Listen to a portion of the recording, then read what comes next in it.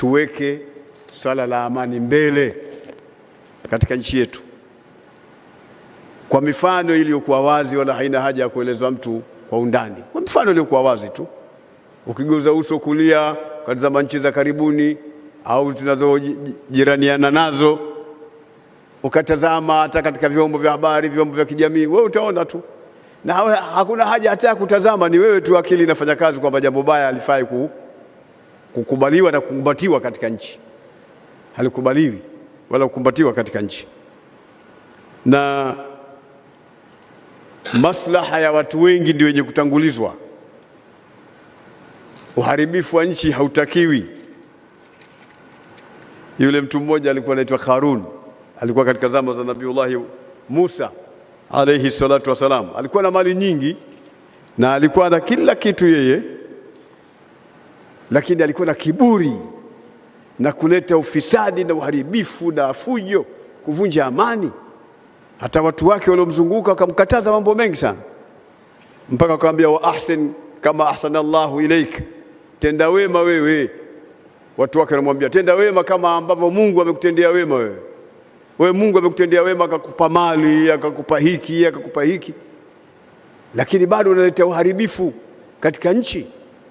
Tenda wema kama Mungu alivyokutendea wema. Wala tabghi alfasada fil ard, wala usitafute ufisadi, usitafute uharibifu, kuichafua nchi. Inna Allaha la yuhibbu almufsidin, Mwenyezi Mungu hawapendi watu wenye kufanya uharibifu. Anaambiwa na watu wake kwamba aache mambo ya ovyo ovyo. Karun huyo alipokuwa ameendelea, mwisho alikuja kaangamizwa na Mwenyezi Mungu Subhanahu wa Ta'ala, kwa sababu Mwenyezi Mungu ana wivu. Mtume anasema ana aghyaru minkum, Allahu aghyaru minni, mimi nina wivu zaidi kuliko nyinyi. Hakuna mwenye wivu katika nyinyi kuliko mimi, lakini Mungu ana wivu zaidi.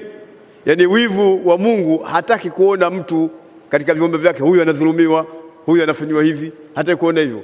Watu wanaharibu amani, watu wanaharibu nchi. Kuna ibada moja ambayo ni nguzo ya 5 katika Uislamu, inaitwa hija. Waheshimiwa maaskofu, mheshimiwa mgeni rasmi, mnaisikia sana. Ukifika watu wa hija, watu wanakuwa wanahangaika, hata sio kuwa na pesa kazi yake kutafuta namna gani anaweza akaenda hija. Lakini hija ni mpaka mtu aweze kufikia uwezo wa kuweza kwenda hija. Lakini hata akifikia uwezo wa kwenda hija, ana uwezo wa kupata nauli ya kwenda na kurudi, ana uwezo wa kuachia watoto wake, ana uwezo wa kuwa na masrufu au matumizi kule akienda hija. Lakini kule anakokwenda kukawa hakuna amani, anaambiwa asende, uwezo hauko tena. Au katikati hapa hapawezi kumfikisha akafika Maka, hakuna amani katikati, anaambiwa huyo hana uwezo wa kwenda hija, ingawa ana uwezo wa nauli, ana uwezo wa chakula, ana uwezo kila kitu. Amani inatangulia kwanza.